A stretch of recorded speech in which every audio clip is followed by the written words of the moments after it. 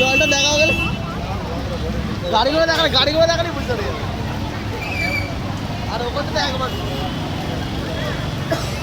বৃষ্টি যখন পড়ে রে তোমায় পড়ে রে। খবর কলকাতা। চলো এগিয়ে চলো এগিয়ে চলো এগিয়ে চলো এগিয়ে চলো। আমি খবরের কথা করছি, মেয়েটা মুখে নিয়ে দেখছি। এগিয়ে চলো এগিয়ে চলো।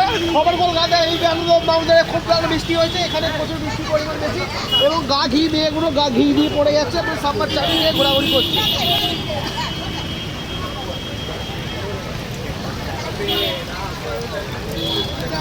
হ্যাঁ